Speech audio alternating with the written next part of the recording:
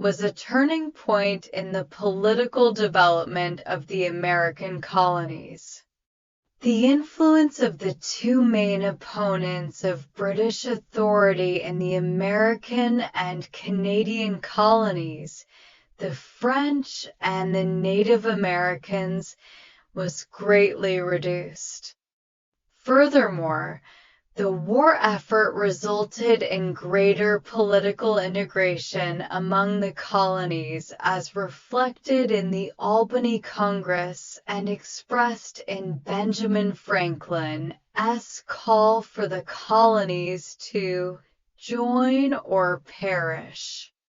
Franklin was a man of many innovations. His greatest was the concept of a United States of America, which emerged after 1765 and was implemented in July 1776. 25.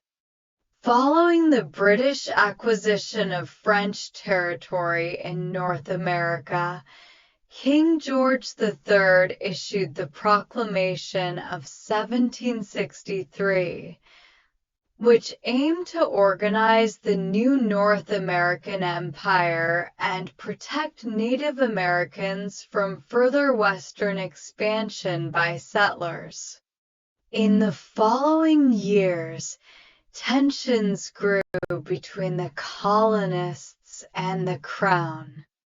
The British Parliament passed the Stamp Act of 1765, imposing a new tax on the colonies without the consent of colonial parliaments. The question was raised, did the British Parliament have the right to tax Americans without representation?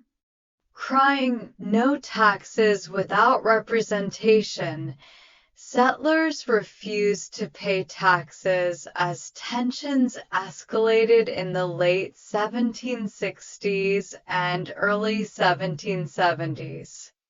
The Boston Tea Party of 1773 was a direct action by activists in the town of Boston to protest a new tax on tea. The British Parliament quickly responded the following year with the Intolerable Acts, stripping Massachusetts of its historic autonomy and placing it under military rule. This sparked anger and resistance in all 13 colonies. Patriot leaders from the 13 colonies convened the First Continental Congress to coordinate resistance to the intolerable acts of the British Parliament.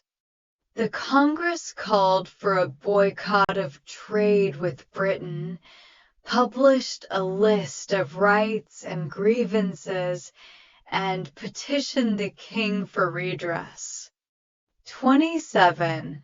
The petition to the king was unsuccessful, and so the Second Continental Congress was convened in 1775 to organize the colony's defense against the British Army.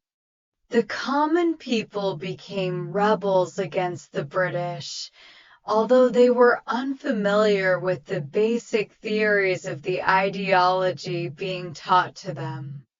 They held a very strong sense of rights that they felt were being deliberately violated by the British, namely, local autonomy, fair treatment, and popular government. They were sensitive to the tyranny they had seen when the British Army came to Boston to punish the Bostonians.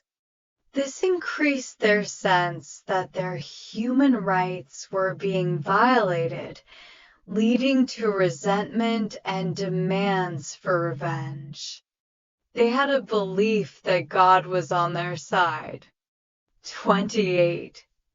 The American Revolutionary War began at Concord and Lexington in April 1775 when the British attempted to seize ammunition depots and arrest Patriot leaders.